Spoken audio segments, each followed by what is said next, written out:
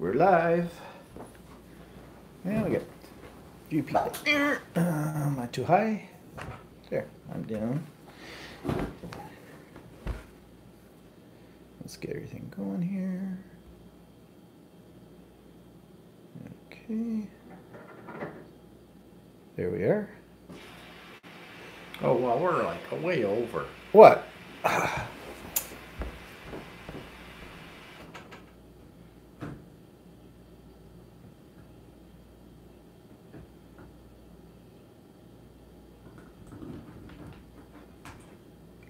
You happy now? Yeah, it's crooked now, but. Crooked? What do you mean crooked? Okay, okay, that's better. Oh, okay. Now it'll probably fall over. Okay, so who's here? Yeah, I'll probably fall over. Who is here? Julie's here. Hi, Julie. And Glenn is here. I haven't seen you in a while, Glenn. Catherine's here. Deb is here. Virginia's here. Hi, everybody. Say hello, Walter. Hello, Walter. Yeah, right. That's so funny. You're not. So, what are we drinking and eating today? Well, back to champagne again. We're back to champagne. It's a blue job, though. The blue job. The blue bottle of it. I don't know. What kind is it? I don't know. I can't remember. It's blue. It's blue. The bottle's blue, not the champagne. It was on sale. Oh, yeah, special. There, show it. Blue Giovella. Blue Giovella. What is it, Italian? Prosecco, yeah. Is it Prosecco? So, Yeah, so that's what we're drinking. The blue job. And appetizers are, what are these? Spicy hummus with an olive on top. Oh, ooh, how elegant. Okay, so we have 11 people here, and I'm assuming everybody can hear us okay, and we'll hope for no freezes or little falls with the camera. No guarantees, though. All right, what's been happening? Oh, Jody's here. Hi, Jody. Well, mother update. I think last week I told you that I had a little bit of a hissy fit with my mother, all about her roommate and stuff. I don't think last week, though, or no, they had not called me yet. No. And they did find my mother a possibility of another room. It was a semi-private, but it was on, she's on the second floor in her nursing home. This one was on the first floor, which might not have been too bad because it looks to us like the people on the first floor are more with it than the people on the second floor. Less people wandering around and having problems with dementia. Yeah. Less dementia and stuff like that. But the problem with the room was, the lady said to me, the staff person, the administrator, the room is smaller than what she's in right now, and the beds, there's two beds in there, and they're very close together. And like side by side. Side by side. And the washroom, although they have an entrance into the washroom from their room, it also has an entrance out in the hall because that washroom is shared by another room or something, by another couple of other people. It's just the nature of this, because this nursing home is a little older in its style. And I said, well, it's up to my mother. If she wants to be moved there, fine. I wasn't making the decisions for plus the lady in that room is supposed to leave. Oh. Not as she's not as whacked out. As whacked out, yeah. So I don't know. So I said they were going to take my mother that day down to take a look at it, and they were going to let her have like overnight to make a decision whether or not she wanted to move down there. And in my way of thinking, I didn't like the idea of her moving to that room because too small. And the beds are side by side. Yeah, and all that kind of stuff. And I didn't think she'd really like that. But I wasn't making the decision. It's not my decision to make. She's of sound mind. She can make the decision. So I called her up and said to her, yeah, they called me about this room change. And she said, yeah, I'm going. I've gone down and I've seen it. I called her up later in the day. And I said, so what's your decision? Well, I don't know. Now, that was the thing. My mother wants me to make the decision so that if she doesn't like something, it's my fault. It's not hers. And I wasn't going to fall for that one this time. I just said, well, it's totally up to you, Mom. And I didn't express my opinion one way or the other about the room. And she said, well, I don't think so. It's too small and that kind of stuff. She says, well, I'll just learn to put up with Doris. I think by that point in time, she was already beginning to cope better with Doris. I think so. So I said, okay, Mom, well, that's fine by me. Also meant I didn't have to change again her telephone and TV service. So anyway, she staying in the room that she's in now with Doris, who has the dementia, the 97-year-old, going on 98, I would suppose by now. And but of course, there's always a problem. Oh, it's just and my remote control for my TV set's gone. And I said, why is it gone? I don't know. Somebody's taken it. Which, yes. I said, did you tell the people there, the nursing staff? She said yes, and they looked through all my drawers, and they looked in the bed sheets and everything, and under the bed and everything, and we cannot find it, so someone came in and walked off with it. Now, this is not uncommon in a nursing home, especially the floor she's on. There's probably a few people there who are suffering from kleptomania or whatever, and they'll pick it up. You know, shiny object, pick it up. I mean, her name was on it, but I know in my mom, when my mom was in dementia, some people would walk into their room and take out something, and they had the smarts to peel the label. Yeah. So I don't know. But then my mother says to me, well, I think it might be, I think her name's Gemma, but I don't want to really say. And I said, why? Because Gemma's black? Because Gemma's black. And I've met her. She seems very nice lady and whatnot, but I think she's got the early stages as Alzheimer's. Alzheimer's. But anyways, but my mother didn't want to say anything because she's black. And I says, it has nothing to do with race, Mom. If you suspect, because she has been in my mother's room, if you suspect that maybe she took it, I think you should mention it to the nursing staff and they can subtly go about, look at it. Well, she did say it, tell them about it, and they looked, but no. But it sounded to me like this, they already kind of figured, well, she could be one of the suspects. But it never... Yeah, the staff would probably know where to look for when something goes missing. Yeah. So.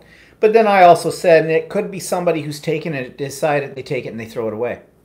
Or yeah, well, that's something like that, you know, like for whatever reason, but you know. Or it just got thrown into some corner that nobody ever looks in or something. Well, we also wondered if it got bundled up maybe when they did her sheets or something. That's a possibility, and too. it got washed. But, you know, you would think they would notice when they're shaking out the sheets or something that this thing would drop out somewhere on the floor or whatever. I mean, we're not talking here a little remote. It's slim, but it's, you know, it's about this long.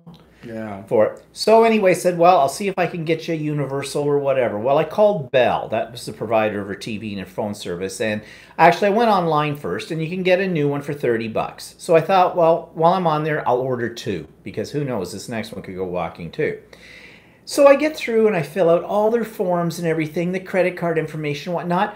When I go for the stage of it where it reviews your order online, yeah, online, it kicks out. It takes me, can't find the page. Bell is notorious for their problems on their web pages. And these are our principal TV and telephone and internet service provider. I mean, we really only have two major ones in Ontario, them and Rogers. So anyways, I ended up having to call them. And actually, I got someone that could speak English, and I didn't have a problem understanding them. And I confused them a little bit because I have my mother's account on our account, although it's a separate account. But everything comes to me for the account because I look after my mother's finances, right? So I had to explain this to the guy because I wanted two remotes. He says, well, it's, you know, it's only one per account or something. I said, I have two accounts. So I explained it to him. I gave him the numbers. I figured on his computer he'd be able to see that, but apparently not. So I gave him the account numbers, and he saw, oh, okay. Well, he says, okay, so one of them, he says, is free because it's still under warranty. Because my mother's television is relatively new, right? She's only had the service 2 months. And I said, well, that's great. And the other one we had to pay for. So, and he said, you'll get them in about 1 to 2 business days. So that was on Wednesday. Thursday, they hadn't arrived yet, but I didn't expect them to arrive then. And on Friday, we went over to see her. And her TV set, you cannot adjust the channels or anything without the remote control. The new TV sets just don't have buttons for that. And so... Or the box that's the service provider is just a box. There's no buttons. There's no buttons on it for changing anything manually. So welcome to modern technology. So there is a Bell store outlet in the town where my mother is located, And I thought, well, we'll pop over there when she's down having lunch and just see if we can get one right there in the store. So even though I had these other two coming, I just figured they may not come until, after the weekend kind of a deal. And she's without her TV. And I mean, for my mother, that's her major source of entertainment. That and yelling at Doris. Or telling me what things need to be improved because everything doesn't meet her high standards of whatever. So we went to the store. No, you have to do that online. The only thing these Bell stores sell you are phones. That's it. They don't sell you, and I mean cell phones. They don't sell you anything else or whatever. So I said, fine, never mind. Well, we get home. It's Friday afternoon. Both of them had arrived. So we went right back. Now, where my mother is located, I think I've said this before, we're about 25 minutes away. And it's like it's another town, a whole bit. So, over there once, back home, over there again, back home. Pretty much killed the day. But at least she's got a remote control. Now, I haven't talked to her yet today to see how things are working out. So, we'll see. Well, part of the problem what she is having with Doris is that her family took her out. And Doris has dementia. And then she gets back in a home environment. And then when she goes back to the home, she gets all upset because she's confused. It's just like opening up a wound again for her. I mean, she's a sweet old lady.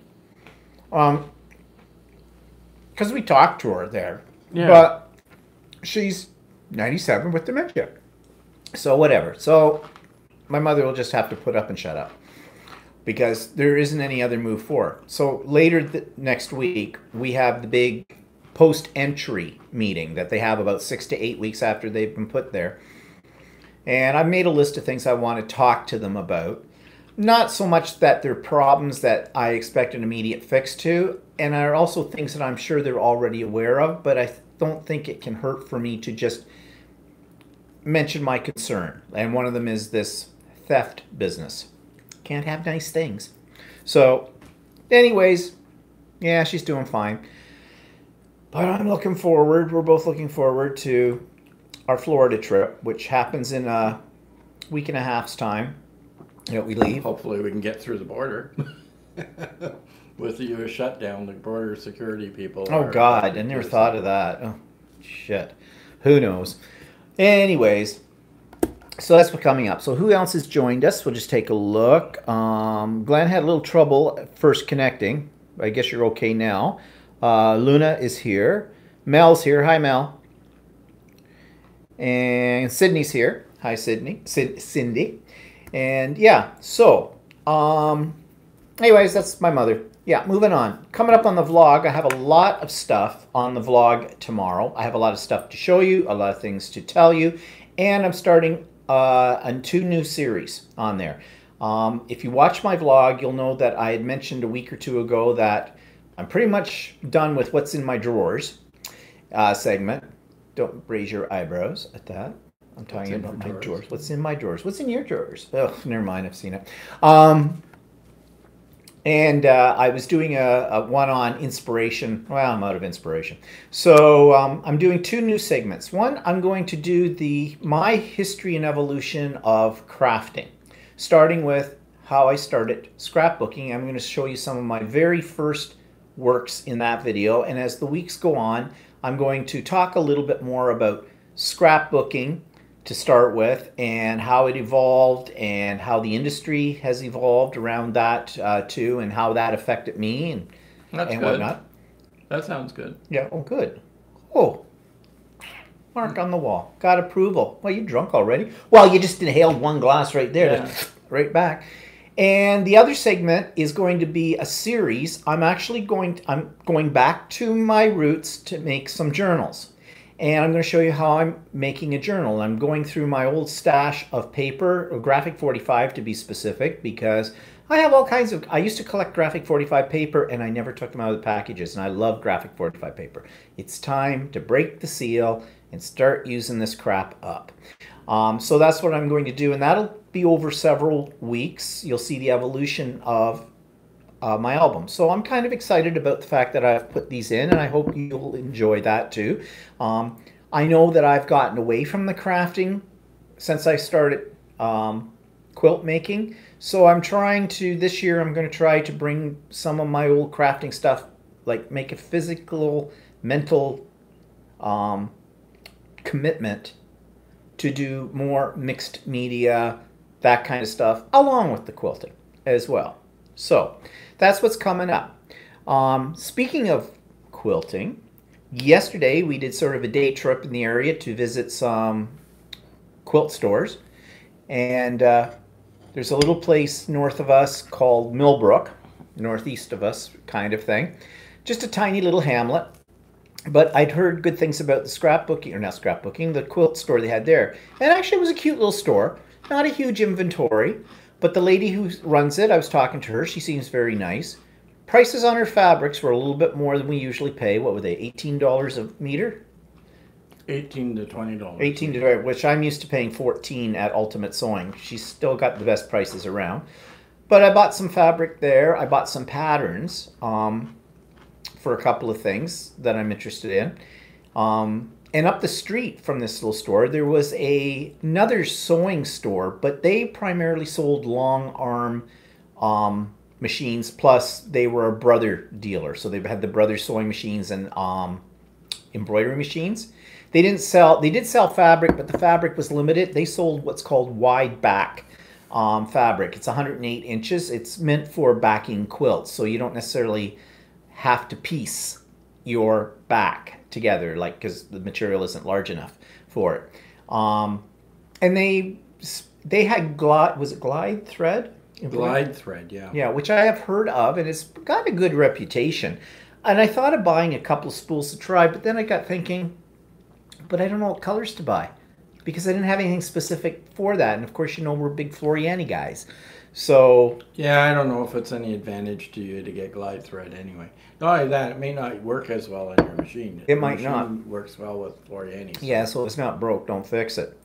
So anyways, it was good. And then we went to another quilting store. Well, we actually tried to go. Apparently, one of the quilt people told us that there was a really great place to go to get fantastic butter tarts in this little town called Bellyborough, which is really close to where Millbrook was. And it was called Doo-Doo's Bakery. Doo-Doo's. An unfortunate choice of names. So we go, I looked it up, so we go whipping down there to drive there and stuff like that. We get there, and Doo-Doo's is under renovation. Yeah, it figures. Every place we ever go anyway, in the world, even when we're on holidays, half of where we go to see things, the sites, it's under renovation. Scaffolding everywhere. Well, anyway, this place looked like an old shack anyway. Yeah, it did. But supposedly the best butter tarts around, so Yeah. maybe someday we'll travel to Ballyborough again. Next time we want to go to Millbrook to the fabric store there and check out the butter tarts. Doo-Doo's. Doo-Doo's butter tarts. Yeah, doo-doo. I had a little doo-doo on my butter tart. Anyways, so we did that. So we went to another not scrapbook. Well, yeah, we were driving. Well, we went to a place called Peterborough because they have a Costco. We needed to go to Costco. Yeah. It wasn't that far away. We hadn't been in there in a while, so we just went over to the Costco there.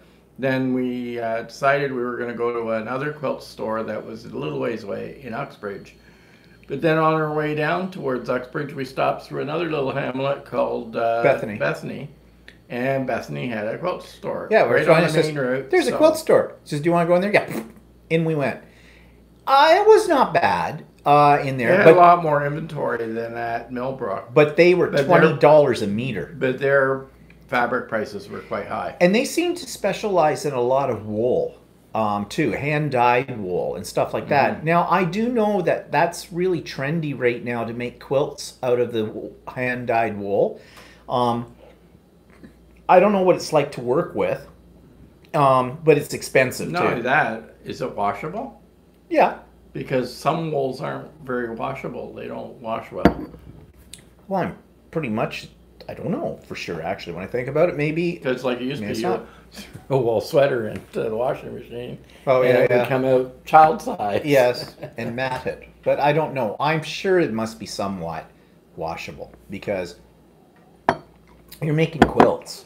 Unless you're making a quilt you're never going to wash because you're going to hang it on a wall or something, I would think that stuff was washable. But I don't know for sure. It's like that joke.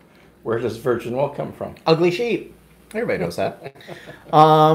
So, anyways, that's what we did yesterday. You don't want to know how much money I spent. Over $300 yesterday on fabric. But I found a really cool pattern for a bag. It's a zippered bag with pockets on it. I think it's a little easier to make than my Sydney bag that I showed you last week. But it's boxed corners. So it's sort of like a duffel, but not as big as a duffel bag. But I want to make this because when I go to classes, I need a bigger bag than just my tote bags that I can throw my projects in and everything like that, and I know it's all there. Plus, I found a pattern for making what they call, I've never heard this term before, maybe everybody else has heard this, it's just me, called a dope. Doop. Dop. Hoop. Dop. Hoop. Doop. What is Doop. dop? Well, it's D-O-O-P. Well, if H-O-O-P is hoop, then I thought it was D-O-P-P. Oh. I thought it was D-O-O-P. I thought it was D-O-P-P. Okay, whatever. Dop, doop, dope bag. Anyways, it's basically a cosmetic bag or a men's kit bag, you know, like for cosmetics. And it's not a bad size, so I thought that would be great for holding my scissors and other things. I have other pouches I've made, but they're not as deep, and I think this would be better. So those are a couple of projects on the horizon for that. On the vlog tomorrow, I will show you actually pictures of what I'm going to make, and I'll show you some of the fabric I got. And also, I'm back at working on my show quilt. It's a show quilt because it's the challenge. My guild is having a quilt show in October. What is A it? dop bag, D-O-P-P, is for toiletries. Yeah, okay, but where did they get the word DOP? I don't know. I don't know. What is it short for something? Like I don't know. dangerous occupants participating in It's, I don't know. derives from the early 20th century leather craftsman Charles Doppelt, Oh. whose company designed the case in 1926. Oh, okay. So there you go. We're not only Learning entertaining, something. we're educational. So what was I saying? Right off track now. Oh yeah, I'm going to show you the fabrics I bought and that. Plus I started my show quilt. I've got, I've designed this myself. I'm entering it into the quilt show. What do you mean? My show quilt. Okay, fine. I designed it. All right. It's the one with I the haven't like. seen it. Well, no, and I'll never show it to you either until it's done. Whatever. I think it's going to look actually gorgeous. I've made 4 of the 16 blocks that go into it, and I'll maybe give you a sneaky peek tomorrow about it. It's going to take me several months to make it because I don't intend to just sit down and work on it exclusively.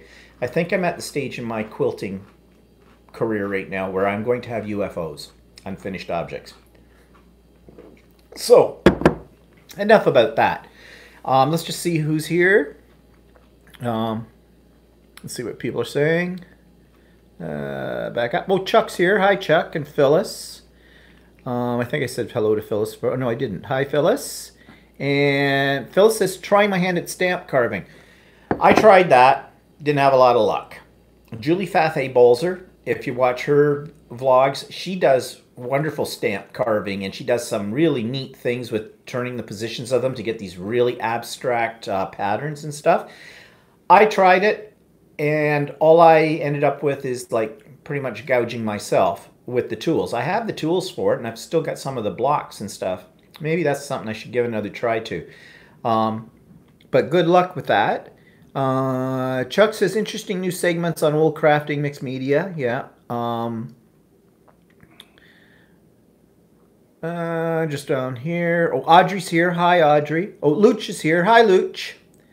And I'm assuming Lionel's in the background. Laura's here. Hi, Laura. Precy's here. She needs to find burnt orange fabric. What are you making, Precy? Yeah, Laura says, I have to go back to work tomorrow. Yeah, Laura's a teacher. They're going back. No, that means my sister's got the kids now again. Yeah, poor Jessie. Mel says, I've been carving stamps using soft cut plate, similar to linoleum, but softer. Also rubber erasers for small stamps. Yeah. Julie Fathay Bolzer uses rubber erasers as well, and they would be easier because they're softer. Phyllis says, yeah, or it could be called dopey. the bag. And yes, Luch says, yes, Lionel's with me. Hi, Lionel. So, anyways, what went up today? Today I had art journaling class. That's why we're on an hour later, as you know. And we did a shadow box canvas, which is commonly referred to on YouTube as a reverse canvas. I have a problem with a reverse canvas. Too much work. Here's what they do. They get a canvas, like an 8x10 or whatever size. They turn it upside down, so that's where they've stapled all the canvas on. They pull all the staples out, pull the canvas off the frame, turn the frame around, put the canvas on the other side to create, or on the back side of it, to create a shadow box, and then restaple it. Because if you do it that way, no, they don't create a shadow box, sorry. They stretch the canvas. No, how is it what they do? Yeah, they do. They make a shadow box, but they restaple it because they don't want to see the staples in it. Well, you paint it. I told my class, take your canvas, turn it upside down. Now you can see it's got like the frame. You can see the open frame. You just gesso on that side and you use embellishments to cover up the staples. Anyways, I'm going to show what I created tomorrow on my vlog. Well, I think a lot of times they do that, and then what they do is when they restaple it, they just put a fancy little saying in. Yeah, that's all they do. They just put a little. We were doing mixed media with layers and stuff. And actually, my class is getting a little ahead of me because my class in March, I was thinking of doing what I call a found object mixed media piece, where basically you find something that is not a canvas, but it could be, well, I've done them on old shoes. I've done them on paper mache houses or little dress forms kind of thing. You basically make, using the techniques of mixed media to create a piece of art. Run down and grab one of your shoes. Yeah, well, okay, run down and get one of my shoes. Yeah, some people may have seen it. Grab two of them. Give it a variety. Which is a lot of fun to do. With it, you need a lot of glue. Okay, your glue gun can be your friend with this. But anyways, a couple of the ladies in there already started doing something like that. So I said, okay, you're ahead of me. I was going to do that in March. But hey, they still want to do it. So we're going to do that. February's class is going to be a what I call free-for-all. It's just basically everybody comes and works on whatever they want to work on. We share ideas. They're such a good group. They are such a good group. I have a lot of fun with them. It's usually the same bunch every month. And they're extremely creative. And what I like about them the best is that they are experimental. And they don't get too uptight if something doesn't come out exactly the way they want them. So these are my shoes. These are two. I've got about 5 shoes that I've done. I can't really see. Right here. Second. Hold back. So this one has spools and springs, wires in it. And I painted it on the side as well, did sort of a model thing. And this one is all covered in little tiny beads, different shaped beads, some flowers and things. And this one took a long time to do, believe me. But they're a lot of fun to do. But that's just one idea of what I have done that I'm talking about here. That, you know, you just take objects that you don't really necessarily always immediately think of as being a mixed media piece, and you do mixed media on it. So, you're arranging my shoes. Mm-hmm. So these are a lot of fun. Bit of a glare on that shoe, but that's okay. Anyways, I made about 5 of these a couple of years ago. I haven't done any since, but maybe I will do another one. I just go to Value Village, you know, the Goodwill store, whatever you want to call it, where you live, and buy a pair of cheap old heels. And do this. So it's kind of fun. So they want to do something like this in the next art journaling class. Of course, they did their ATCs as well and shared those, and I'll show you the ATCs that they made. This is a very creative group. They're very good at this. So what are people saying? Chuck says, besides warm weather, what draws you to Fort Lauderdale? Well, we'll talk about that in a minute, Chuck. Tracy says there's a sport for stamp artists. There's a sport for stamp artists. I don't know what that means. And Tracy says, Stephen, they'd love you in Atlantic City. What, with my shoes? Luch says, I want those shoes for me weekend wear. Yeah, okay, there's one problem. You can't wear these shoes because this stuff's all glued inside them. But whatever. Of course, mind you, if you didn't do that in them, you just did the paint and different things that you put on the sides of them. That's a platform, that one. But lots of potential. They're just fun. Have a glue gun, you can stick anything to anything. Okay, so let's talk about New Year's Eve. We told you last week on our last, when we were going on New Year's Eve to what we call the club. It's our gay club, 717. We haven't been there, as we told you, for well over 12 years, if not longer. I think the last time I darkened the doors of it was either 2000 or 2001 when we went to the New Year's Eve party then. So this is 2019. Yeah, more than 12 years. Anyways, we thought we'd give it a go. We were never so bored in our lives. So we get there. It started at 9 o'clock. If you know us, we're usually the first to arrive at anything, although we weren't the first for this one, but we were right there about 5 minutes after 9. They had these tables set up. It's not a very big place. They had all these tables with nice tablecloth on them, and they had taken the chairs and done chair covers on them to make it look a little bit more elegant. The white tablecloths, black chair covers, that kind of stuff. And they had place settings already out on the table. Like, we knew there was going to be food, but we just thought it was more like casual food. Like casual, like we figure it was finger like food. 9 o'clock already, so. Yeah, so we ate before we went. Right? Because, you know, you don't want to get there, start having a few drinks, and pass out before, within the first half hour.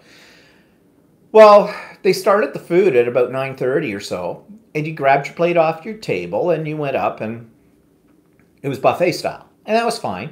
The food was a little...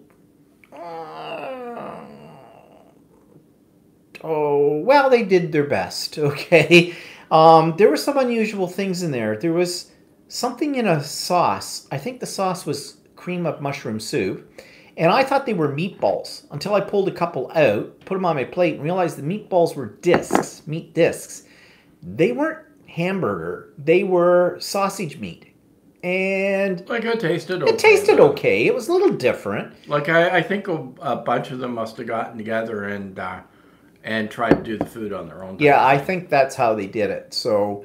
there weren't a lot of people there. I think they looked like they were set up, by my calculation, for about 80. I would say there was less than 80 there. Oh, well, a lot less than 80. I would say it was probably around 50, 55.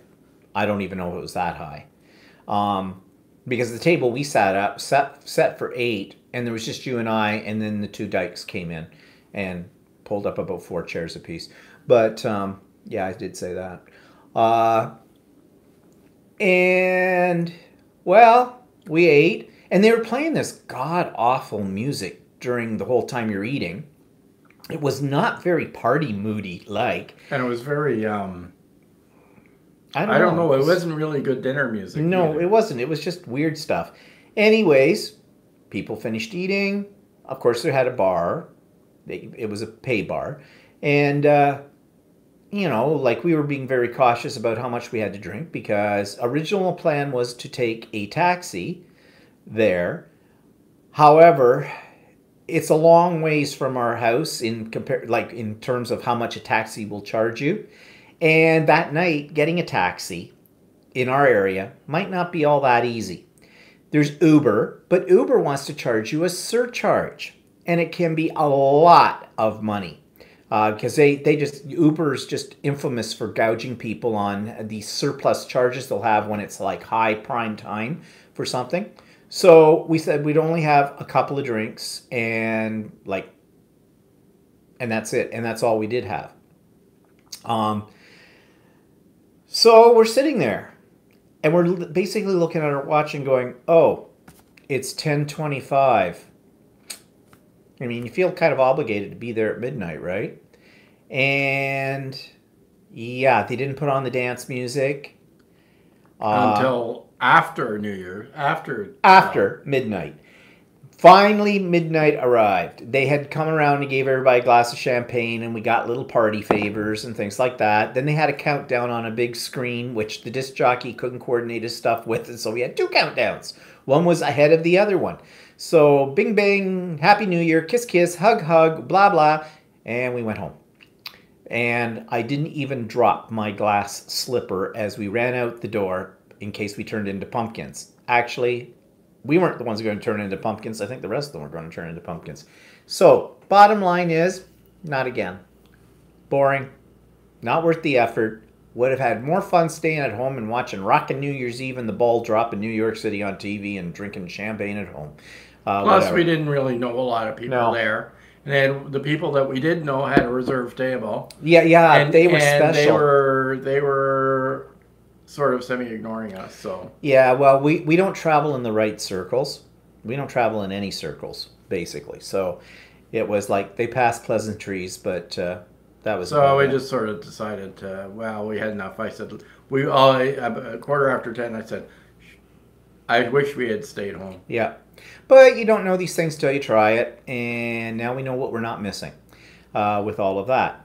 Now, there was a collection of different people. I mean, it wasn't just gay men. There were some lesbians, and true to form with some lesbians, they do tend to be rather loud and obnoxious, and they certainly didn't let us down at the other table with that one. And if we'd stayed any longer, I'm sure they would have become even more obnoxious because they were drinking like fish. And then there were the trannies who came. Actually, there were quite a few transsexuals there. Yeah. So. Which, nothing are against fine. them, which is fine. Nothing against them of that. The only thing I've got against them is I think there's money to be made in a business that would help people who are transitioning from one sex to the next sex, especially men who are becoming women, to show them how to dress, And how to walk in high heels. how to walk in high heels. Like, not that walking in high heels is a prerequisite to. Well, no, but if becoming they're going to female, wear but- high heels, they really should know how to Yeah, walk in.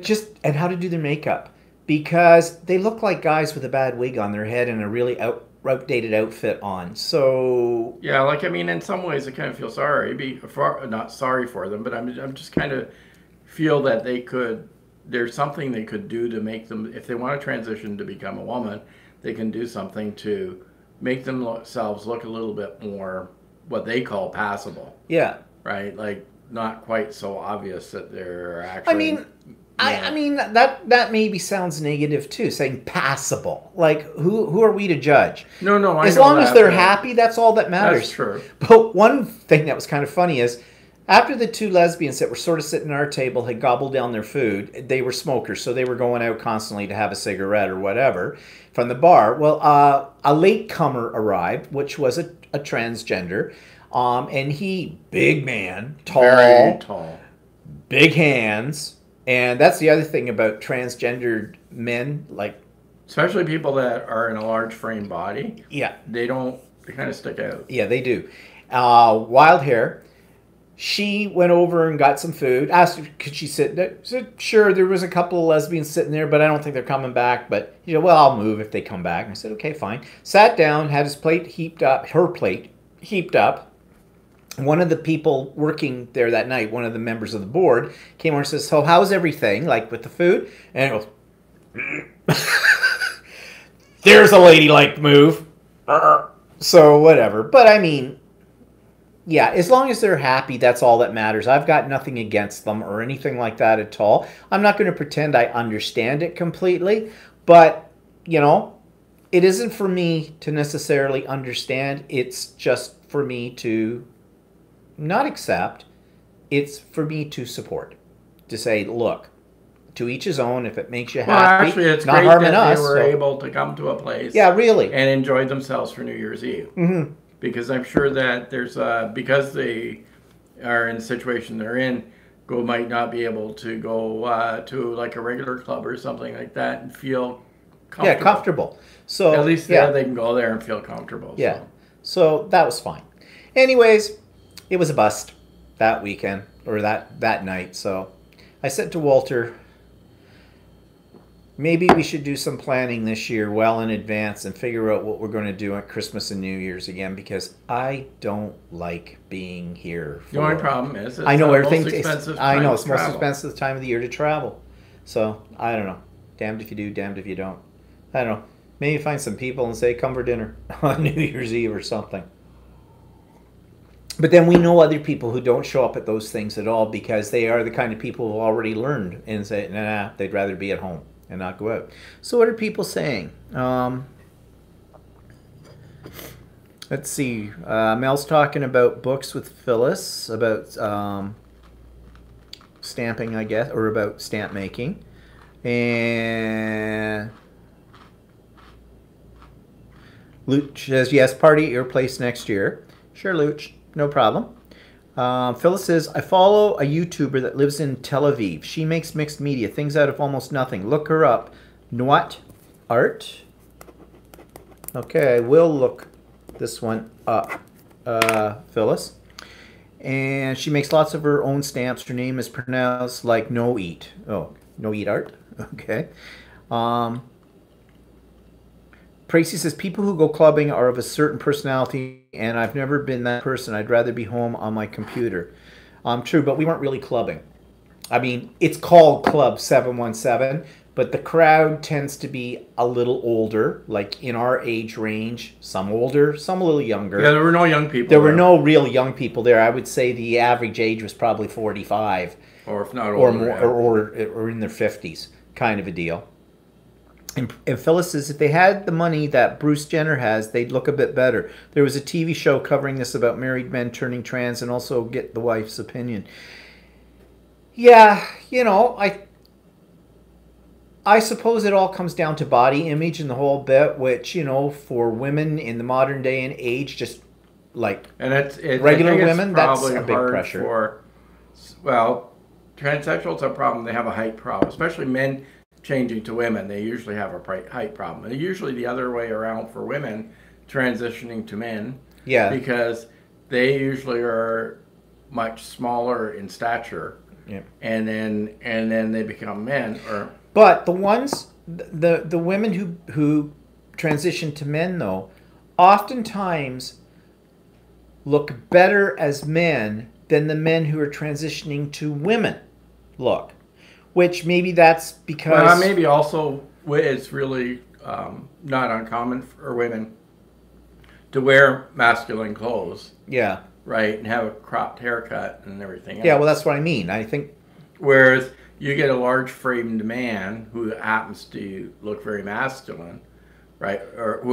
And then transition to a female form. It's like that guy that I used to work with that... there's a guy I used to work with that he was a tall, he was relatively thin, but very, very hairy. Very hairy. And he transitioned to a woman. Now, I've never seen him after he was, or in the process of transitioning, so I have no idea what he looks like as a woman. But I would imagine his height alone would make him stand out. Yeah. Because he was well over 6 feet tall. And then you put heels on that. And then apparently somebody said they basically did all electrolysis all over his body, so he lost all his hair. And but I don't know really what he looks like. So yeah, so I don't know. I think there's a real market out there for somebody that knows anything about makeup and fashion and stuff like that to offer services for people who are transitioning. To help them transition a little more smoothly. Yeah. Of course, it all goes down to the stereotyping in our society that women have to look a certain way and men have to look a certain way. And so maybe, I hadn't thought of this until now, but maybe those that consider themselves non-binary, maybe they have the right idea, because it's kind of like, well, which one are you? But they kind of go, I am neither. And so they don't have to conform to necessarily what society says a woman should look like, a man should look like outwardly. So, but then again, you don't really understand non-binary that well. So, well, no, I don't. The one thing I got against non-binary is basically using plural pronouns to call themselves like them. Like, no, there's only one of you. You know, that's, you can't use we can plural start pronouns. up a whole argument about yeah, that. I know, whatever. So let's see what Phyllis says. They have ladyboys in Thailand that are quite attractive. Yes, they do. We like to refer to them as chicks with dicks. And that's a whole different ball game in that. Well, yeah, I don't know That's exactly. that's border. Well, it doesn't border. It's basically associated with the sex industry, in there as well. Um, and Laura says my cousin is trans, is on hormones. He was tall and slim, and now she doesn't wear heels anyway. Yeah, but I think these ones that we were talking about that came to the club that night, I don't know necessarily whether they are actually they may not actually be transgender in the purest form of the word. They might actually be, which is an old term now, they might have been transvestites Well, or we cross call it dressers. cross-dressers. So That's a possibility too, because there's a fine line unless you actually talk to the person and ask them, so are you a TV or are you a TG? What are you? But whatever, a person. So, moving on. So that was New Year's Eve. Yeah, okay. So, remember the PC point problem we were talking about, and that someone had cashed in 290,000 of her points, which is $290 worth of groceries. And I thought I got my points back. According to our records now online, they gave me back my points. So we decided, all right, we're going to start using our points, because just on the chance that, this happens again, why am I hanging around saving them all the time? Let's use them pretty much immediately. Tried to use them. Luckily, it was only for I could have only used $10 worth, because it has to be in increments of 10. And I think our bill was, when we picked up a couple of things, was $17 and something. So I said, well, I'll use $10 of my points. Came up on her screen at the checkout. Deactivate it. Went, what? So we tried Walter's card, because it's tied into the same account. Nope, deactivate it. Different number on his card than mine, but nope, deactivate it. Went, what the heck? Went online, checked this out. Now, I had checked a box that they have for a card that was on my account that I don't have any cards with that number on. And what the heck is this? And not to bore you with details about how this company has been merging with another company that they bought and merging their 2-point programs together, and basically they've made a mess of it. I just checked a little box that said you could earn points on that particular card, but you couldn't redeem them. And I thought, well, maybe that was tied in somehow to my main card, and that's what happened. And Walter had done the same on the application that was for his phone for this. So we went home, we took those off so they could be, and went into the grocery store, and I asked them at customer service, okay, I'm having a problem with my card on points. Is there a way you can check to see if these have been activated again? And I sort of explained to her that we had changed some things on the computer thing. Nope, still deactivate it. Of course, they can't help you in the store with it. You got to call customer service. So we got home. I was a little irate with the customer service guy because I was given the big runaround. Oh, yeah, well, he put in a case number. I have a case number again. And he says, oh, I can see here there's already an open case still under investigation on your account. And I said, what for? I thought that had been resolved. Not that they had ever sent me anything and said it was resolved. That was with the 290,000 points. But they're back on my account. So I'm very confused right now. I asked to speak to his supervisor. He was hesitant to get him. Oh, he's on a long call. I don't care. I'm a customer. I'll wait. Well, he's on a long call. And I said, what's his name? Okay, it's a name I can't pronounce. Jahora or something. It's J and an H. I don't know what that sound is. Okay, sorry. Like, I don't know, something gagging. Whatever. And yeah, he took my phone number and the whole bit. Meanwhile, I have a case number. Did I hear from them? No. And it's always within 2 to 5 business days. So that was Friday. Well, okay. That was like part of a business day. Weekends don't count. So I don't know what's going on. But I'm telling you, I said to Walter, the moment that they are reactivated, we're going in and we're buying meat. We're blowing the wad. Right now I've got meat. We'll buy whatever we groceries. need. We'll buy groceries and stuff like that, and we're just going to blow the wad out of it all. On stuff that isn't really perishable either, because $300 will, the way we eat, will probably buy us quite a year's bit. for worth of food. Well, not a year, but whatever. So, yeah. So, any of you that are Canadian that are on here, You know about President's Choice. You know about President's Choice Financial, MasterCard, the whole bit. If you have points, use them. Don't save them. And I would be very leery, if they're having this kind of trouble with their point system, I'd be very leery about even using their banking system, because they have a banking system that really doesn't have a bank, one of those online kind of things. If they are screwing around with that, I wouldn't want to take a chance using them as a banking service at all with them. So just my opinion, but whatever. Word of caution based on my experiences. Oh, Carol's here. Hi, Carol. Tracy says, I have 6 female friends. I only talk shopping and female stuff with my trans friend. Okay. Thanks, Carol. She loves my shoes. Laura says, I do. I use mine for every $10. Yeah. I think that's the way I'm going to go from now on, too. It's just too many. And we're not the only ones having this problem. This is not. We mentioned it in line, and the guy behind us says, yeah, I got rid of my card because... He says, after the last time I was compromised, he said. Yeah. So I found an address for one of their head offices that's in Toronto. And I'm going to sit down one day and I am going to write a very long essay about all the problems we've had, what I don't like about this, that, and the other thing. I will probably not get an answer to that letter, or I'll get lip service. Thank you so much. We thank you for your concern. We're always trying to improve our services, and we appreciate the input. Thanks very much, drop dead, goodbye, kind of a thing. And that's fine, but it'll be cathartic for me to write it. So, okay, so that's the PC points, and that's that. So, newsworthy. We're not going to get into it because it's the same old thing, but aren't you people in the States having fun with your president? He knows no limits, does he? Now what? He wants to just call a state of emergency or something in order to force them to give him $5 billion to build a stupid wall? Wow.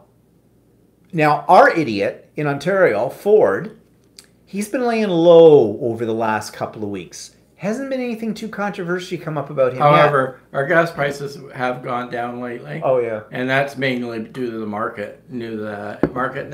Well, they've decided to declare that it's because they got into power that Yes, it's all because of them. Because one of Ford's items on his platform when he was running was he was going to reduce Ontario's gas prices by 10 cents a liter. Okay? Yeah. And then because of the market, as Walter has said, which has nothing to do with him whatsoever, the gas prices have dropped in the last week or so. They have been under $1 a liter. We've been used to paying anywhere between $1.25 to $1.40 over the past year a liter. So to translate Americans, 4 times our liters, about 4 liters is one US It's about gallon. $5 a gallon, okay, for gas. Roughly. So yeah, but he's trying now to take credit for the reduction in the gas price.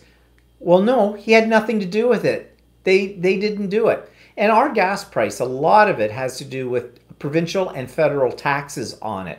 And apparently the federal government in about April is going to tack on another 5 cents a liter for what they call the carbon tax, which my province has opted out of the whole carbon thing, whatever that our prime minister and the federal government wants every province to have, because it's part of the agreement they made in Paris, which Trump backed out of, about the whole global warming and everything like that, protecting the environment. It's pretty complicated, and I'm not going to pretend I understand it. Yeah, it's not. It's more complicated than we really understand. Yeah. So, but anyways, what they're going to do is tack on a 5 cent per liter tax on the gas. So, yeah. So they're all talking. The experts are now saying, watch gas in our country, in our province in the next year. It's going to go up and down and up and down and up and down, like big gaps between the two. So, whatever. yeah, well, I still can't quite figure out why. When I come home from the gym on Thursday nights, it's usually really a low price on a Thursday night. But then the next day it's up a whole, I bought gas for 92.9 cents on Thursday night. and then Friday, the next day, it was at $1.05. Yeah. There's no rhyme or reason to it. You can't figure it out. The only thing you can be guaranteed in our province about is when the weekends come, the gas is going to be higher. And when the summer comes, the gas is going to be higher. And the gas always seems to go up on a long weekend. Yeah, on a long weekend and any major holiday times, like at Christmas time or whatever, it goes up. So, and they say, oh, that's just the fluctuation in the market. That's bull. That's just the gas companies gouging us. I mean, it's pretty obvious that's what's happening. Phyllis says, have mercy on us. Gas here is below $2 a gallon. Wow. Good thing we're going to be needing gas when we go to Fort Lauderdale. Oh, coming back to that, Chuck. And Luch says that to think his platform, meaning Ford, was to push for $1 beer. Goes to show priority voters. Yeah, and we talked about this a long time before when he came into power, this buck of beer thing. Well, there is one brewing company, a small one, that has their beer in the local LCBOs, Liquor Control Board places. That's how our liquor is done here in Ontario. And they're still selling it at $1 a beer. Yeah. But you have to buy 4 beers at a time. You have to buy 4 beers at a time. I've never tried it. No, we don't know what kind of beer it is or anything. But our beer is usually not that cheap. Yeah. But really, do we care? That is not going to solve world hunger. Buck of beer. Like, to have your platform based it's upon... normally, I mean, the cheapest beer, other than the one that's a buck of beer, is normally about $36 for 24 beers here. Yeah. So, well, you know, like, really, what did he think? That people were going to are stupid? Well, actually, they voted him in, so yes, they are stupid. I didn't vote for him, so I'm not stupid. Walter didn't vote for him, so he's not stupid. But anybody who voted for Ford is stupid. Very stupid. And so what? He bought their vote by saying, oh, you'll be able to get beer for $1. Wow. So. And he got a lot of them to the ones that were against the sex ed curriculum. Oh, yeah. Now, that's in the courts or something now. I don't know. Well, no, apparently now they've finished their review. Yes, and the review said that people wanted to have a modern sex curriculum, not the stuff they wanted to go backwards to. But he'll ignore that. Yeah. They'll do whatever. They'll spin their own. But you want to know something? The teachers will still not, they will still informally in their curriculum, they will still handle the issues that need to be handled for 2019 in that. And God love the teachers, because he's not going to be able to stop them from doing that. And parents want their kids to have a proper education. And this sex ed stuff isn't just about, penis and vagina or whatever stuff. It's about bullying. It's about LGBTQ issues. It's about transgender issues. It's about inappropriate touching. About respect. Like how boys should respect girls and vice versa.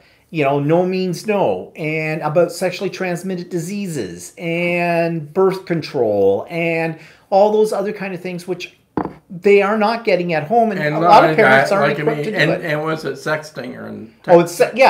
So it's a whole curriculum from kindergarten to grade 12, and it's age-appropriate curriculum on that. And well, see, the government kept saying, or was it the people that there's a group of people that were saying that it wasn't age appropriate because they were making up all kinds of stories about what kids were taught at different levels, which it wasn't true. But at the very early ages, they were just talking about teaching the kids the proper words for the parts of the bodies. Right? Like and instead of that. Oh, that's my little bird, and you have a Yahoo. Like, really? I thought Yahoo was a drink you can buy in the States. I don't know. But he's an idiot. What are people saying? Luch says, and to think his platform was... Yeah, we talked about that. Carol says, more people travel on the weekend, hence price rise. Yeah, of course. Yeah. It's supply and demand. Right? And Phil says, we buy a lot of gas from Canada, 40%. Your price is ridiculously high. Yes, it is ridiculously high. There's no two ways about it. And part of that is taxes. There's a lot of taxes on the gas. So when we go down to Fort Lauderdale, we have a rented car. So, of course, though, we're paying in American money, and we'll put it on a credit card, and in translation... Yeah, like considering right now, I think American, for one of our dollars is $1.33. Yeah. This is going to be fun with it, but it's not the first time we've had that disparity. Luckily, we don't have to live there. Oh, so Chuck wants to know why we're going to Fort Lauderdale. Oh. Okay, Chuck. You still there, Chuck? Why we're going to Fort Lauderdale? Well, because we are staying, we told you this, in a gay resort. And Fort Lauderdale has a very vibrant gay community. You know, and in the States, you never know in the States how that's going to go over. I mean, yeah, they've got same-sex marriage and all that stuff, but gays are still treated, depending on where you go in the States, like, badly. So we're going where it's warm. We're staying in a place that's owned by a guy that we've stayed at before. And stayed with before. So, and it was comfortable when we were there few times when we had been there. Yeah. And if we want to try something like that's gay themed, the opportunity is there. Yeah. They have a gay area. It's familiar to us because we've been in that area a few times before. Yeah. So it's easy for us to go down, get a rental car. There's some stores, crafting stores that are nearby. There's probably sewing stores that are nearby. So we'll tour around during the day, relax at night. Yep. And we're only going for 8 days, so for us that works. We've never actually been to like an all-inclusive to an island or anything like that before because it doesn't appeal to us. Because I don't really want to necessarily stay in a resort all day long and just sort of sit around because we don't suntan, we don't hang around the beach. We don't do that. We'll tend to walk all over the place and stuff like that. And I don't want to go to a place that's straight-oriented either. So, I mean, we've done cruises before that are straight-oriented and never had any problem. It's fine and everything like that. But, you know... Sometimes it's kind of nice to be in an environment, especially the place... I don't want to listen to people talking about their damn kids. Plus the place we're staying in, well, if it's same as the old place, it used to be another place that he owned. We're going to a different place, but there were always more mature crowd there, so... Yeah. So that's why we're going to Fort Lauderdale. Now, we did look on YouTube for some things in Fort Lauderdale and found that there's a couple of interesting sort of museums and stuff that we did not know existed there. They have an AIDS museum of sorts there that sounds kind of interesting. And there was something else. I can't remember, yeah. We've never really done the cultural things that... No. Well, of course, I never associated Fort Lauderdale with culture. Of course, I don't associate the... Never mind. Don't want to insult our American viewers, okay, with that. And culture is spelt with a C. All right, just being sure about this. What's going on here? Mel says, you're lucky ones. All your expensive prices sound so cheap compared to ours. This country's becoming so expensive to live that I'm seriously started to think about moving somewhere else. Yeah. I imagine, well, you're Finland, right? So, yeah. It's Finnish. It's Finnish, yeah. So, yeah, I suppose we're bitching about something that's not near as bad as it is. Well, I know gas prices in Europe have always been really high. But the one thing about Europe, well, I don't know if this is true about Finland, but European countries in general have a totally different attitude towards public transportation. Plus, you have good public transportation. Yeah, that's why you take, for instance, in Canada, anyway, and this is probably it for the States too, is that our train system sucks. Oh, majorly right? sucks. If we want to take a train, we can take a train into Toronto, which is a commuter train. But if we want to take a train to Montreal, we've done it once, and I don't want to do it again. So that was hell on wheels. So, like, our train systems are really lousy. Yeah. In this country, you pretty much need a car to go from one place to another. Um, our public transport, internal city public transport's not great either, because in the city we live in, I mean, Toronto may not be too bad because they have a subway system, but in the city we live in, it has a bus system and it's cumbersome Yeah. to use. It's going to take you forever to get from one end of the town to the next end of the town by taking it. I mean, it's horrible, our transportation system that we have here. Part of the problem with that is our country is so vastly large. Well, not only that, but a lot of people in Europe don't realize is how large this country is. yeah. Now, there's some people we know from Australia that said they're coming to Canada for the first time. I don't know when. Imagine it'll come in the summer. I mean, about the only time to come unless you love winter a lot and you ski or something. But they're coming here, and I did mention when we were in Australia the last time, we met up with them in Perth, and they took us around, showed us, things we should see, and then they invited us back to their place, and we had a really nice time, good barbecue, and the whole bit. Well, we said, anytime you come to Canada, if you come into our area of the world, let us know, because we'd like to, reciprocate, kind of a thing. Well, they fly into Toronto. I don't know what the date is, but they're only spending 2 nights in Toronto, and then they're going. I don't know if they're going to have. Then it sounds like they're flying to Boston. Yeah. Somehow going up the coast, ending up in Quebec. Yeah. And then going back to Boston and to New York, and I don't know. It's a really roundabout way. And these people are seasoned travelers. They've traveled a lot in the world, but I don't know if they really... And Australia's a huge country, okay? So distances they probably get.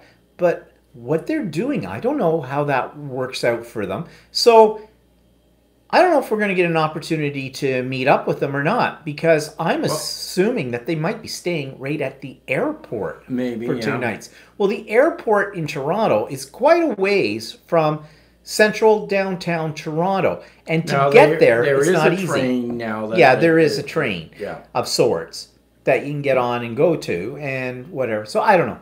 Whatever. When we get maybe more closer to the time, maybe they'll fill us in on more of their plans or whatever, and we'll see what we can do. I mean, if it means us going in, meeting them up in the city and something, going somewhere for dinner or whatever, fine. 2 days doesn't give you a heck of a lot to see anything. But don't know. How do we get on that topic? Fort Lauderdale. Oh, Fort Lauderdale, yeah. So anyways, looking forward to Fort Lauderdale. If you're going to Florida for a beach, I would imagine going to the Gulf side's probably better. Yeah. Than going to Fort Lauderdale. But we don't really care about the beach. We're not really big beach people. So. Yeah, Carol says, will you try to do any streams from there? Yes, but it's going to depend on the Wi-Fi connection. I don't know. I'm not sure. I can't remember last time what we had for a connection in the old place. Yeah, that's a good question. So if we have a connection, we will try to do something on there. So we'll talk more about that maybe next week when we are getting closer to when we're leaving and stuff like that. We'll see what happens. We were able to do a couple of live streams when we were in Australia, but it was hit and miss. Hit and miss. But the Australian system of Wi-Fi and the whole bit, their internet system over in Australia, is not what we're used to in North America. It's pretty slow, and I think it's pretty expensive for them. They want a really high one. I think it was Nairi that said that they were trying to make it a little better. Yeah, they're working on it. But there's still lots of problems, and we had problems with hotels in that they'll say you have free internet service, but it amounts to a very slow speed, and you get 100 megs per day. Yeah, 100 megs. Well, when you're streaming, that's 2 minutes. Bang, gone, kind of a thing. Maybe a little longer than that. Now, mind you, we stayed in the first time we stayed in Sydney. The download speeds weren't great. No. But then when we returned last year, the download speeds were much better. Yeah, so they were working on it. But we're talking Fort Lauderdale right now about it. So I don't know. Did they say they had free Wi-Fi? I didn't notice. I didn't check. I would just No, because if it's not free, it's not happening. Well, no, it's. I think they do have. I would imagine they have Wi-Fi. I don't know. I can't remember. Last time we stayed with them, it's been a while now, and that was before we were doing. Before we were doing any of this. So we'll see. Just we will hit do that it. We little will bell. do it if we can. Hit that little bell below so you can get notifications as every YouTube channel is now telling you about. You know, that's something you never hear me say, do you? You never hear me say, hit the subscribe button if you like this. Give it a thumbs up if you like this. And be sure to click on the notification bell. There, you've heard me say it. Wow. Okay. So, Mel says they have very good public transportation, but their current stupid government is trying to privatize that as well as other public services. That happens in our country all the time. That's a big mistake. They do that here too. Like, they privatized the garbage pickup system. Now all of a sudden they're complaining that it's too expensive. More expensive than when they used to operate it themselves. And now they're talking about taking it back and doing it themselves. So, yeah, it's a mistake. Oh, and then they took a toll road in Ontario and privatized it. And now it's the most expensive toll road in North America. Bye, Cindy. See you next week. Yeah. So anyways, moving on. What's eating Walter this week? Well, Walter was out. He's been shopping for a new winter coat. So you tell your Well, I've got several winter coats. I've got a casual winter coat that I like to wear that's lightweight and that I just go in the car with, and it's an older type ski jacket. It's comfortable, it's lightweight, it's easy to throw on, stuff like that. And I will stop wearing it if it gets really cold, and then I'll go to my parka. But it hasn't been really cold yet this year, so I've been wearing it. The only problem with it is it's beginning to get threadbare. It's got holes in it and stuff like that. I don't want to look like a bum anymore, right? So I wanted to get a new jacket. I've been looking for a while for a new jacket, but the problem is it's like shirts. They don't seem to make jackets for older pregnant men. Older men that are a little bit more, pregnant men. A little bit more robust. Okay. Right? So anyway, they have all these slim fit jackets. And I like, well, I'm beginning to talk like an old man. So anyway, I like... You are an old man. An older style jacket, which is short, right? And short, where the new ones are long. Oh, and you want one, too, that you can breathe in, right? Yeah, and I want one that actually fits. Yeah. So then I get into ones where the arms are too long. If I get into an extra large, I usually get a large. If you get an extra large, the arms are too long. So then don't have any hands. Or then they're really tight. I went into one jacket, I tried on an extra large, and I have thin arms for a man. And the arms were super tight. And I thought, well, no wonder they had a whole rack of them, because nobody with a normal body shape would actually fit into them. Well, today I went to a outdoors place, and they have expensive jackets there. So I don't really care what name brand it is. I don't really care if it's a name brand, just as long as it's good quality, it's color I like, and it fits me properly, right? And so I went to this store. It has all these like fancy jackets, $400 jackets. None of them, either none of them fit, or I didn't like them, right? I don't like that. So I stopped at the Bay, which is one of the few department stores that we have left. And I actually found a jacket I liked, and actually it was a really good price. It was $75 minus, it was 25%, which I would have paid $75 for it. I would have paid more than $70. I would have paid $150 for it as long as it fit, right? But it's not really a name brand or anything, but it's decent quality. So yeah, but the whole point is buying men's clothes for men our age. We are not slim fits. I know you all are shocked at that, but we are not slim fits. We are more classic fit. Because they do have some clothes now in men's that are called classic fit, but you can never find them. Everything is tapered, everything is slim fit. If you've got a waist under 26 inches, and if you can spit through, if someone could spit through your body because you could fit in the eye of a needle, then you can wear these clothes. And large is the new extra large. Nothing fits, even large. We're not that big, okay? There are a lot of people out there a lot bigger than us. But then what happens is you get into the extra large, and then the arms are like, yeah, for your apes. knuckles are dragging on the ground. Right. Right. Then it's like Not long out of the like, tree. It's like it fits you across your tummy, but then everything else is oversized. Yes. So it's very difficult to wear men's clothing. In fact, it's why my whole wardrobe is nothing but jeans. Black jeans. I have a lot of black jeans. I don't have any dress pants anymore because everything is bloody slim fit. You can't, or they're, even when you buy jeans now for men, they have low rise. You know. Oh, they have comfort fit.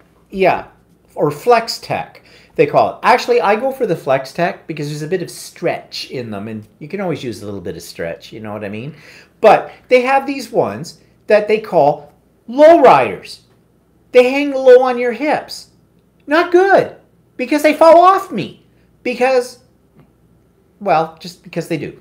And, I mean, oh, sure, if I wasn't wearing a shirt and I was sculpted with my abs, you had that nice V that comes down and points But down you know to what? another region, I've whatever. noticed the guys in the gym that are sculpted, but then they're not wearing any of this new stuff either because their arms are too big to get into the sleeves and stuff like that. So what they seem to be wearing a lot of is layered, what do you call it? Bye, Phyllis. Layered fleece. They seem to be wearing 2 or 3 jackets of layered fleece. Yeah. Into Well, the gym. And I guess heard that's even the one of style. the guys talking in the change room that he says he can't find a decent coat that he can fit. Well, you know, I don't have anything against them wearing this layered stuff or that kind of thing, or the skinny jeans and the slim fit. But there's a whole market out there of us baby boomers and who are in their late 50s, moving into their 60s and in their 70s, who are not sitting in a corner drooling anymore, who would like to look presentable and nice, and you can't buy clothes. That they want to force you into looking like you're 20-some years old. And I can tell you, we're not going to look that way. Not without major plastic surgery. And even after that, it's not going to work. So why can't these stores have... I mean, after all, the number of baby boomers, the people in my age group, from 55 up, there are more of us now demographically than there are of the guys that are the 35 and under crowd. So, who also has the money? Us in this group. Those people are starting out in life. Of course, they spend it like they have it, but they're probably up to their ears in debt, whatever. But why? So this kind of spins off onto something we wanted to talk about today, a little late in the broadcast. But you've heard us mention a YouTube channel with a guy's name called Christopher Allen. And I told you last week, it was last week we talked about this, or it was in my vlog, where we found, well, actually, I think it was Jody, who, Miss Purple Potato, who gave me a site, a website, where basically they cut up YouTubers, and there's a whole section on there where they cut up this Christopher Allen. If you don't know who I'm talking about, it's worth checking out his YouTube channel.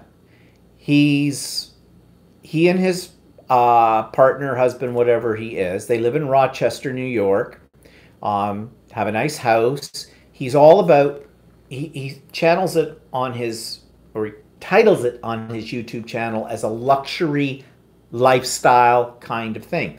And he talks all the time about all the stuff he buys off of Amazon. It's all designer stuff, Louis Vuitton bags, this designer cologne, these designer clothes, the whole bit. His house is very designer looking and the whole bit. He doesn't really talk much about what he does for a living, but he's a little bit Well, I think both of them are fairly affluent type affluent. jobs. They've got good jobs, they make good money, and more power to them. To the point where they can go to Sweden and have a customized Volvo that they drove around And the had it Baltics shipped back to the and had it US. shipped back to the US. Okay, do I need to say more about their lifestyle? Which is fine. Great for them, bully for them. You know, I don't have anything against that money. Yeah, we all love it. But this particular website has just been cutting him up left and right. They believe he's pretentious and the things they're saying. I looked at the stuff, and I will not give you, as I told you last week, I won't give you that website because I don't think they need to have their egos fed anymore when they're cutting up a YouTuber. However, it is not easy, it's very easy to agree with what they say in some cases. I'll give you an example of what I mean. I went back to one of his very first YouTubes to see what he was talking about, and it was called What's in My Bag. In fact, today I was thinking I would do a parody on this, but then I thought that might be nasty. He goes through what's in his Louis Vuitton bag that he takes to work every day. And he lists all the things that are in his bag on the on his channel, where you can make links to them if you want to purchase some of this stuff. Is he an affiliate? No, I don't think he has an affiliate reference with these companies. He just lists them all. So I did, and I started to add it up. First of all, he has the Louis Vuitton bag. $1,850 US.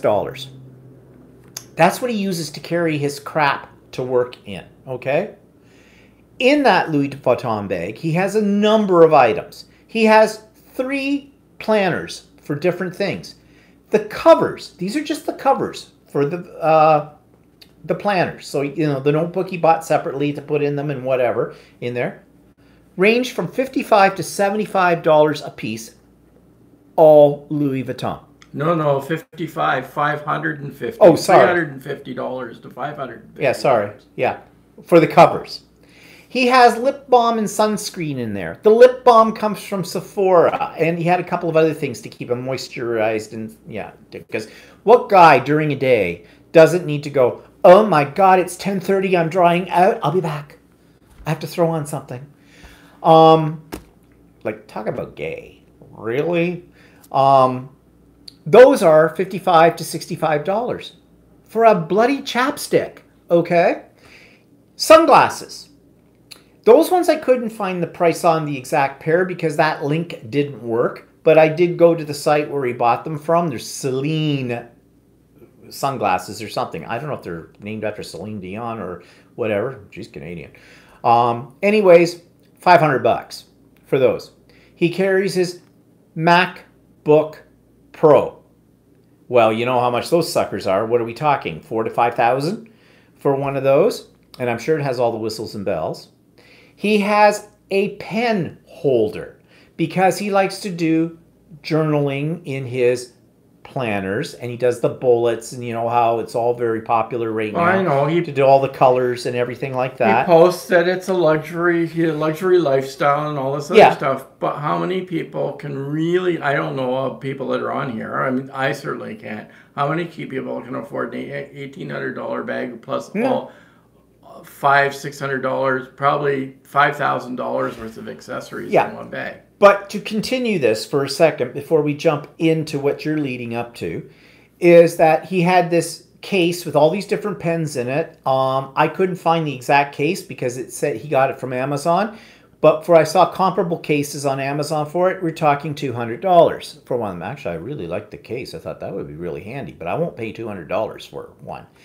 So in total, a rough estimate, not that rough, and everything that he listed in the price of there, he's carrying around with him on his arm every day to work $10,000 US dollars of stuff.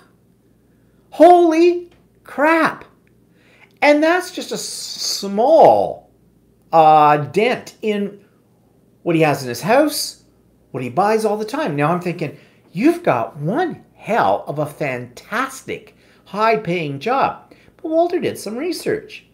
And he works for a non-profit corporation that's based out of Manhattan, that is to deal with kids that aren't getting educated in.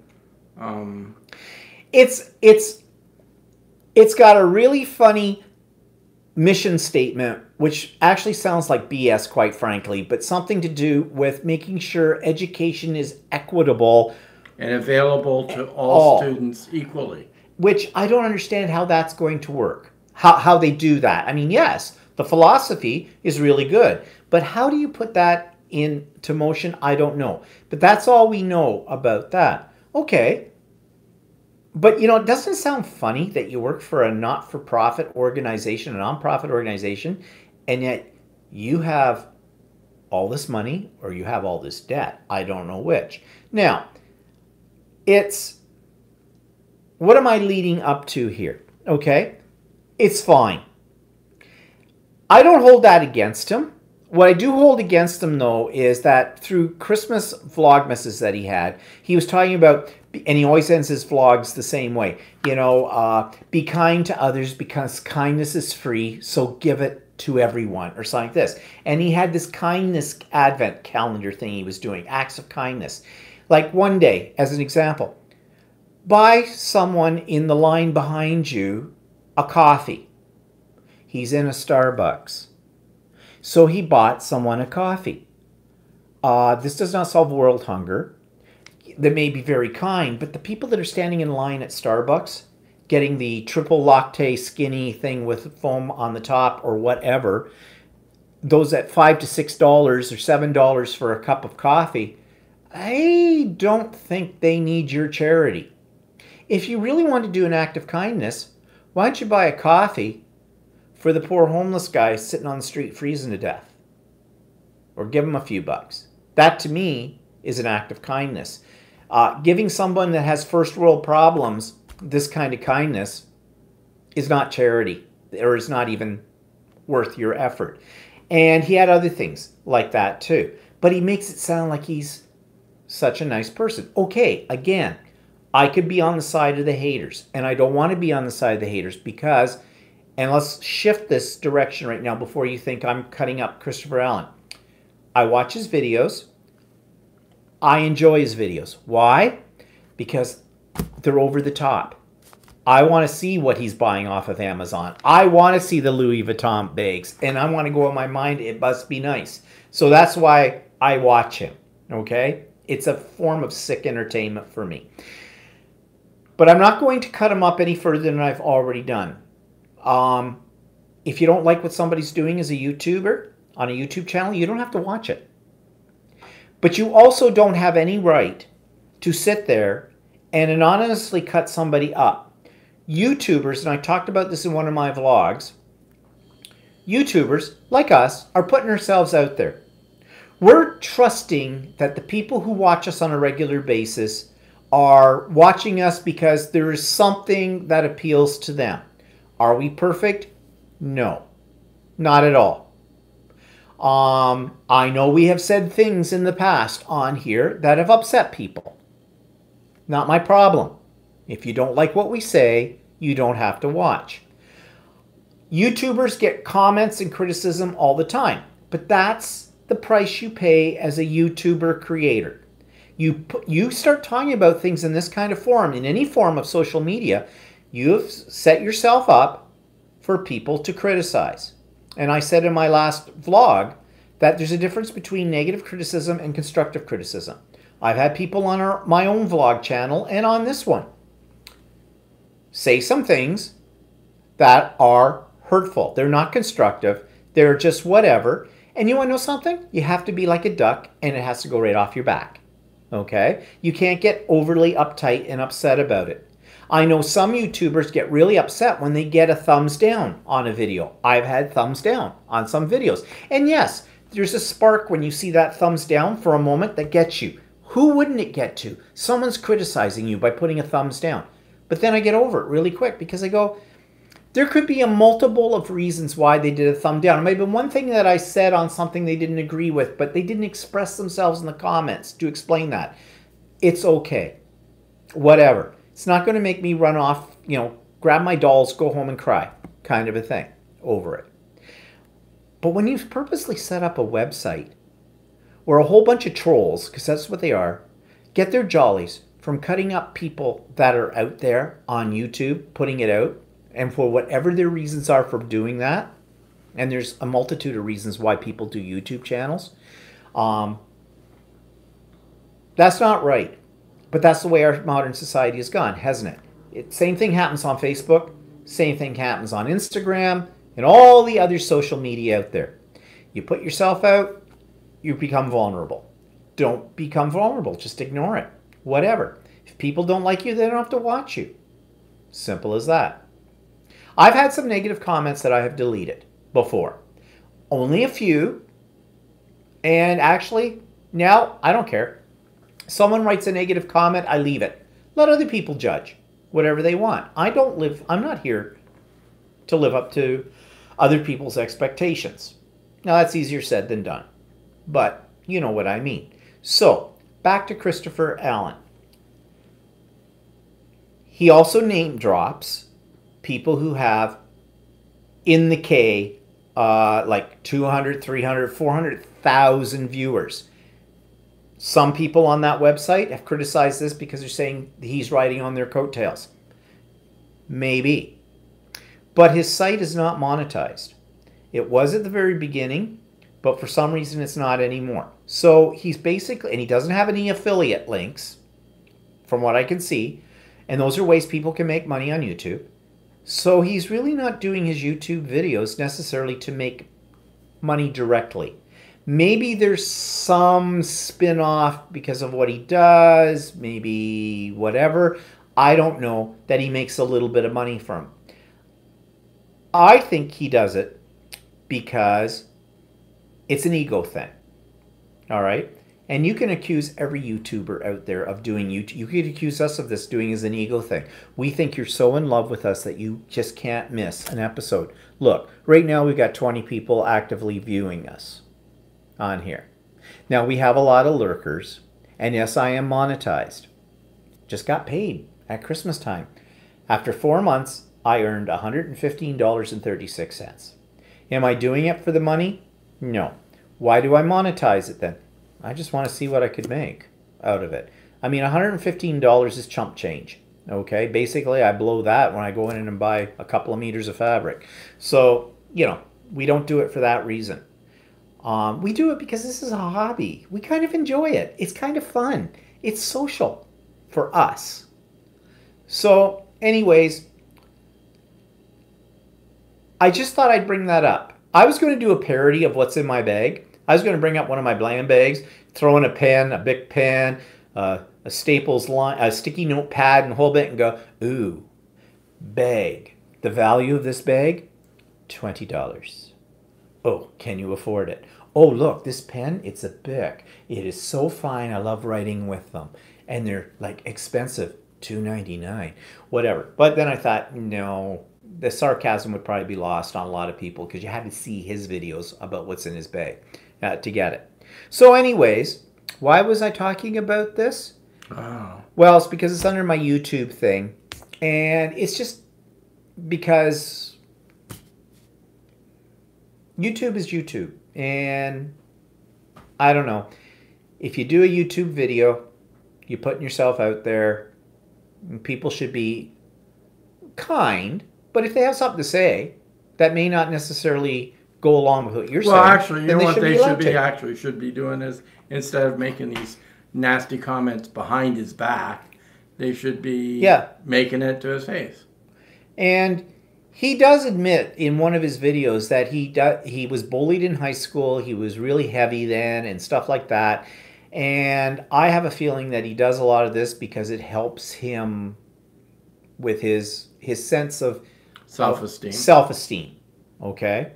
But then again, there's a problem with that. If you need to have other people's good opinion to help with your self-esteem, then you do have a problem with it. But we're all like that, aren't we? We like to have people say nice things to us. So, whatever. Moving on. You don't want me to say, oh, that's a crappy shoe. Yeah, that's right. Just checking here what people have said. Private conversations going on here. Do you think we'd like... Carol says, do you think he would like to share some of his money? Yeah, really. I mean, for us personally, with us, I wouldn't even consider buying a Louis Vuitton bag because it's far too expensive. and they're ugly. I mean, Well, I'm actually, sorry, I but kinda I think think they're they're kind of ugly. ugly. You know, like I used to make jokes about when I made my first Bland bag. Brown with gold stuff on it. Like, I don't know, but everybody goes gaga over them, Because it's a luxury item. I guess. But see, that's the other thing is sometimes these people that have these videos on there, like Christopher Allen and that, they have all these luxury items, and people sort of like, it's like lifestyle, like the old show lifestyles of The rich and the famous, You know, yeah. people are all like gaga over these people that have these Yeah. what seems to be perfect lifestyles. And Carol also says perhaps they are trust fund babies, all inherited. I wonder about that. His partner Steve doesn't say what he does for a living, but I have a feeling he has a fairly good job. I don't know if he's like a doctor, a lawyer, or whatever. They custom ordered. Well, he said it made it sound like a custom built Volvo. But what happens is the way cars are manufactured nowadays is that you have model A, B, C, D type of thing to pick from, right? But if you don't have, if it doesn't have all the features you want, you can go to the manufacturer and do a custom order where it says you want a specific color, you want specific things in your car. I don't hold that against them. If they've got decent they jobs and they can afford it and do it, more power to them. They just went to Milan for Christmas in Sweden and they flew business class. God, I would love to do that once in my life. Yeah, no, we go to Australia, we're on coach. We're on coach. But you know, like I look at it this way. Spend all that money and the hotel they were staying in too. They had a whole package. The one thing that annoyed me about that video is with the hotel they were staying in, they made it sound like the hotel just went off and did all these fabulous things and gave him a bottle of wine. Threw rose petals on the bed. Rose petals on the bed. Well, to me, that sounds like they purchased the honeymoon package or something like that. Or something like that out of it. But, you know, if you've got it, flaunt it. I don't know. Like, I would love to fly that way. I would love to stay in luxury accommodation and not have to worry about where the money's going to come from. Wouldn't we all, like, be able to do that? But the reality is, if I have to choose between flying business class and having money to do the things I want to do when I get to Australia or wherever I'm going in the world, and, you know, I can't do both, then I'm going to go economy on the flight and put up with that crap in order to do what I'm going there for to do. So, you know, because, you know, in 100 years' time, different people, so it won't matter.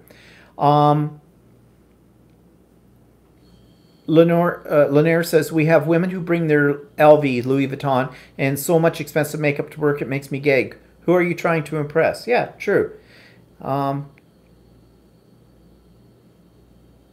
And Jody says, I don't want to analyze C. Allen. I watch for entertainment value. It does seem like a perfect life that he has. Stephen Christopher's partner occupation is talked about.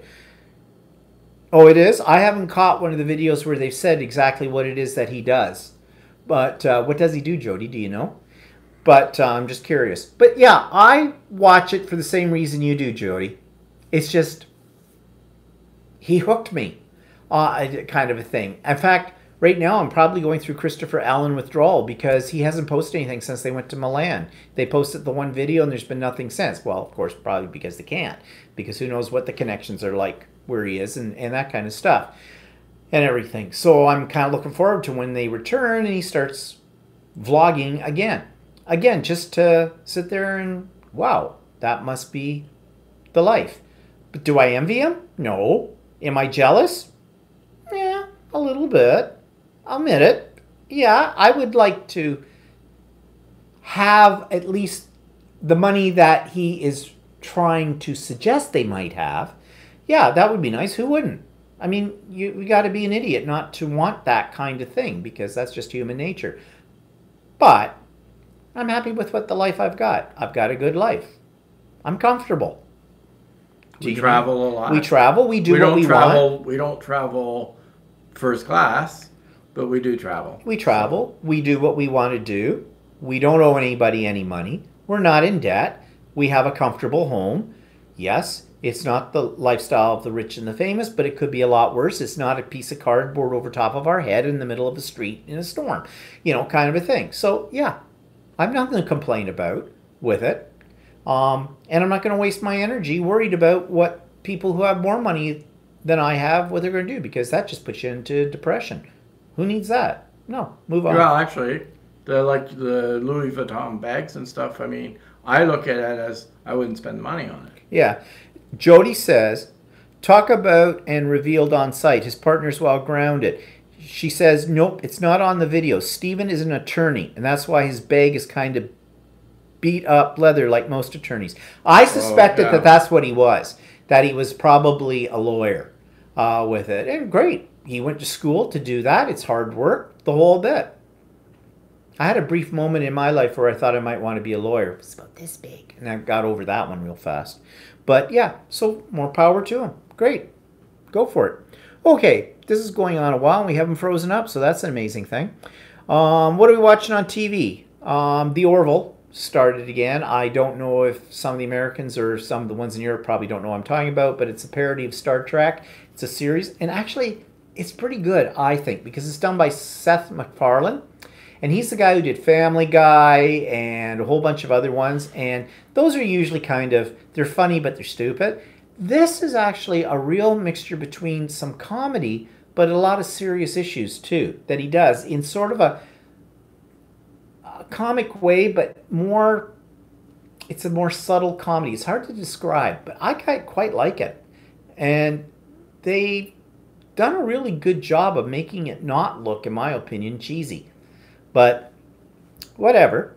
At the movies, okay, 2 Netflix things we saw recently.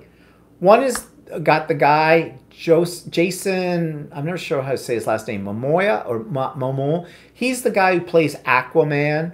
He also plays on another series called Frontier and this kind of stuff. It's called Braven.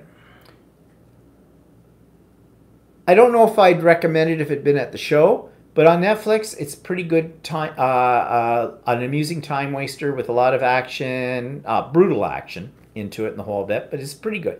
And another weird one we watched last night called The Florida Girl. Florida Project. Oh, was it Florida? I thought it was Florida Girl. No, Florida Project. Okay, never mind. I stand corrected, as usual. Florida Project. It's a little bit different. I don't know if I hated it. Well, I didn't hate it. I didn't love it. I didn't love it either. No, but it kept you going. Like, you kept wondering, what's this all about? Anyways, you'd have to see it to understand what we're talking about. Reading. I've been watching Watership Down on. Oh, yeah, Netflix. you've been watching I that watched Netflix. all 4. So was it worth Actually, watching? I liked that. Yeah. Did you ever read the book? I read the book years ago, but I can't remember. Nasty bunnies. I couldn't remember that much about the book. And actually, I couldn't remember any of the book. Because if it's based on the book, I certainly don't remember that much about the book. Oh, Jody, I'm insulted. I have to interrupt Paul for a minute. She says, Andy said, I'd rather watch S&W. Highly stylized YouTubers have baggage. Okay. Miss Purple Potato says, Jody says, what's S&W? Us. Stephen and Walter, S&W. Oh, now I'm hurt. I'm hurt by Andy. I'm hurt by Jody. I mean, we have baggage? Yeah, okay, we do. Whatever. What, baggage? We have baggage? I don't know. I didn't show her baggage. No, I mean, I know. I get it. It's okay. Don't worry, we still love you. Never met you, but we still love you. So, there it is. We don't know where you live, and that's a good thing, because we would find you. I think you read that wrong. What? Okay, what?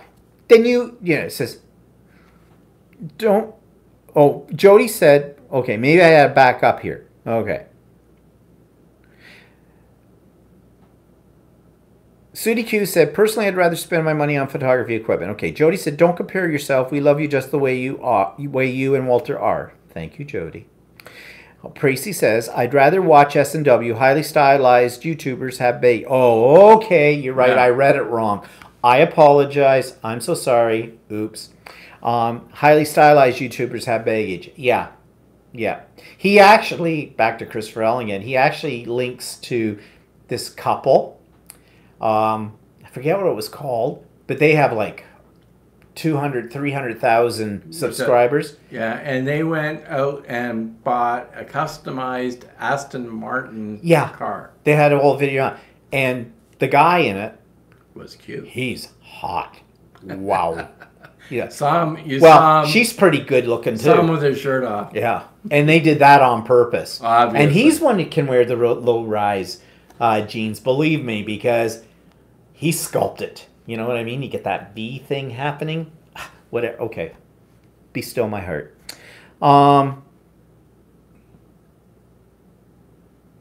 Jody says, oh my God, of course. Yeah. And so sorry, chocolates are sent your way. No, Jody, it's okay. I misunderstood. My bad. Okay. And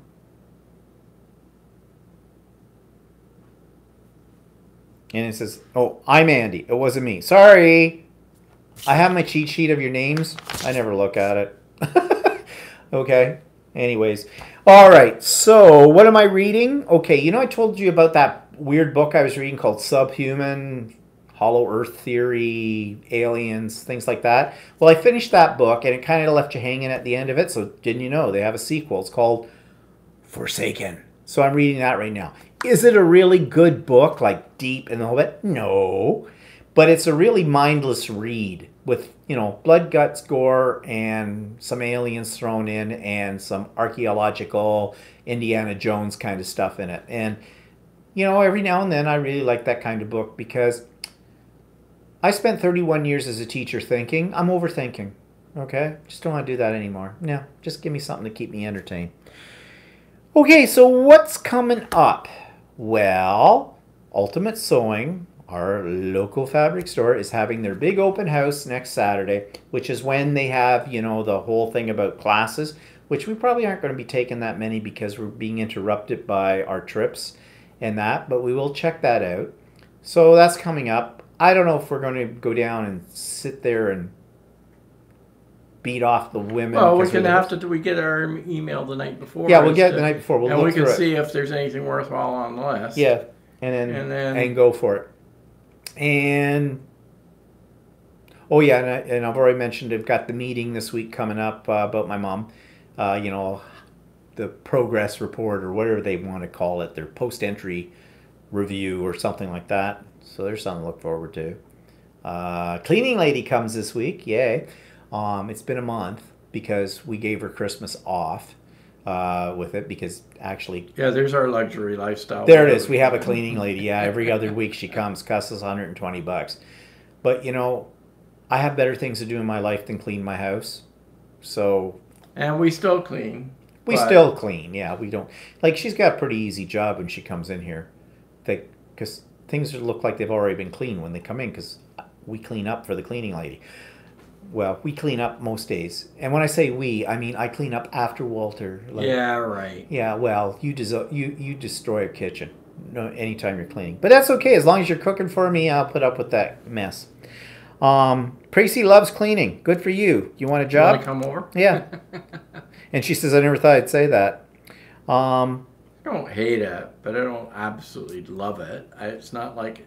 I would go out and get a job. Well, I can think of a lot of better things to do, but the problem is I also cannot stand living in disorganization and dirt.